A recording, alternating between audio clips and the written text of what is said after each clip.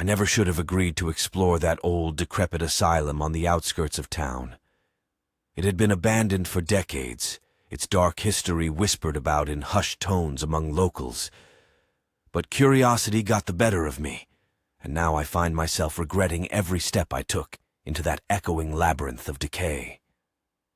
The air inside was thick with the musty stench of neglect, and each creaking floorboard echoed ominously, as if the building itself was alive and watching me. My flashlight flickered intermittently, casting eerie shadows on the cracked walls, adorned with peeling paint and faded wallpaper. I had convinced myself I was brave, that the stories of hauntings were just tales spun to scare children. Yet, as I ventured deeper into the asylum's labyrinthine corridors, a creeping unease settled in the pit of my stomach. Whispers seemed to emanate from the very walls, soft at first, then growing louder and more distinct, though never quite forming comprehensible words. A sudden chill ran down my spine as I rounded a corner and saw a figure standing at the end of the hallway. It was shrouded in darkness, its features obscured, yet I could feel its malevolent gaze fixated on me. I froze, my heart pounding in my chest, unable to tear my eyes away from the shadowy specter.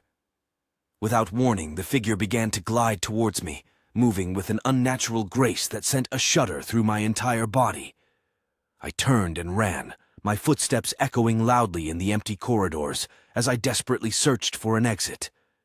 Behind me, I could hear faint whispers growing louder, mocking and taunting me as if the asylum itself was alive and reveling in my fear.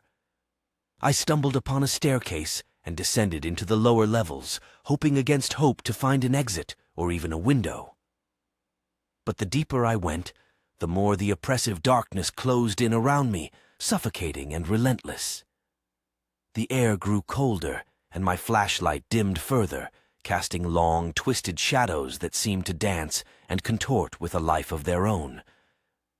Just as I thought I could go no further, I stumbled into a large chamber, its walls adorned with rusted chains and decrepit medical equipment.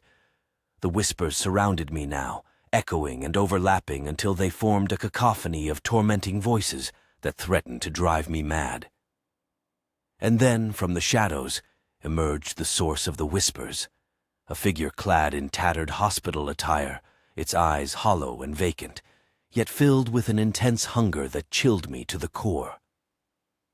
It reached out towards me with skeletal fingers, emitting a guttural moan that pierced through the silence like a knife. I screamed and turned to flee, but the asylum seemed to shift around me, twisting and distorting into a nightmarish maze that defied logic and reason.